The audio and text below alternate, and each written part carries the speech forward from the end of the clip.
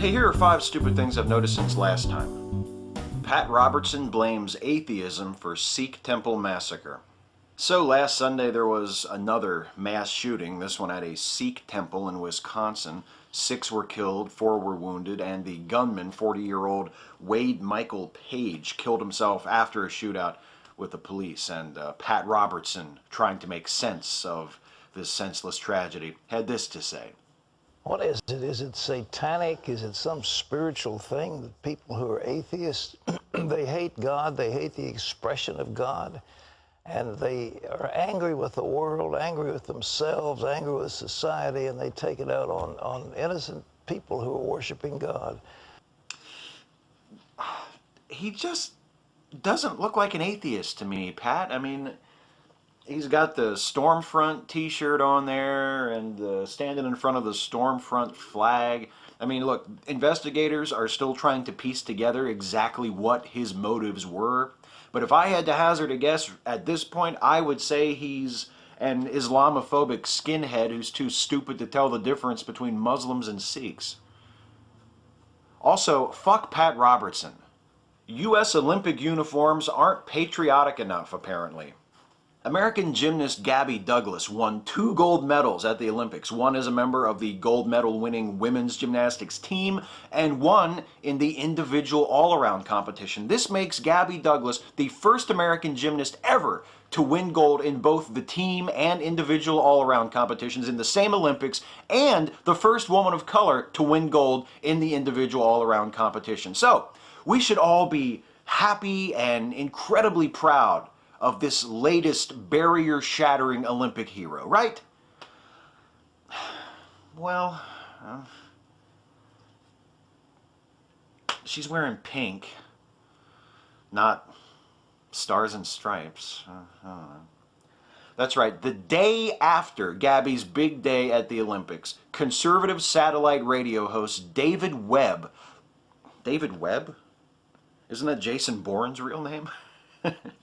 Anyway, David Webb goes on Fox News Channel and he asked, "What's wrong with showing pride?" And then he chalked Gabby's shamefully unpatriotic wardrobe choices up to what he called, quote, a soft anti-American feeling, that Americans can't show our exceptionalism. Hey, you know what's a really great way for an American to show her exceptionalism? Winning 2 gold medals at the motherfucking Olympics. I mean, are you guys really out of things to complain about? Completely? You're going to try to manufacture outrage about the color of the leotard worn by an American Olympic champion? Are you fucking kidding me? All right, look, you're like a super patriot, right? You love this country. You can't shut the fuck up about how great our country is compared to all the other countries. Then a teenager from our country goes to another country, competes in the Olympics, wins 2 gold medals.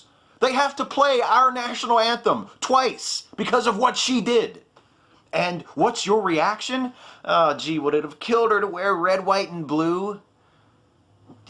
She won 2 gold medals at the Olympics, David Webb, you fucking hateful, pandering, single-minded cunt. She can wear whatever the fuck she wants. Cunt! Bryan Fischer wants to kidnap children of same-sex couples.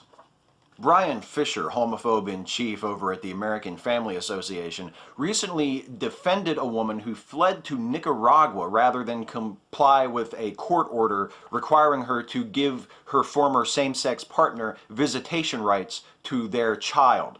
And Fischer also compared the notion of kidnapping children to spare them the horrors of being raised by a same-sex couple to the Underground Railroad. Do you think if Bryan Fischer and Pat Robertson switched places for a week, anyone would notice? Tennessee Republican warns Obama will stage assassination. Tennessee State Representative Kelly Keisling. And by the way, if the South is so homophobic, why do they keep giving girl names to boys?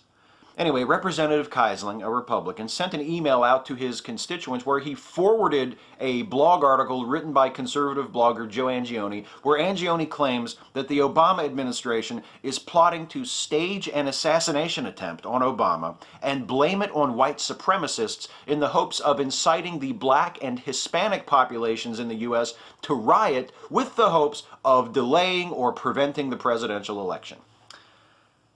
Keisling has since expressed regret for sending out that email.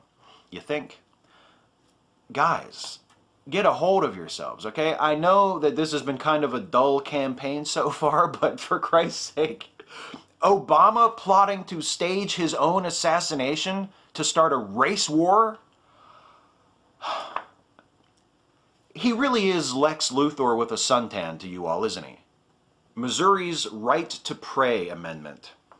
This election day, voters in Missouri will get to decide whether or not to approve an amendment to their state constitution which would reinforce specifically and at great length rights which are already widely recognized and protected by the U.S. Constitution, namely the rights of religious people to hold and express their religious beliefs. Now, this would be just another example of thin-skinned Christians fussing over imagined threats to their religious liberty. I mean, they're like the rich white guy on the neighborhood who has the biggest, most expensive house and freaks out and starts putting bars on all of his windows when one black family moves in way down at the far end of the street.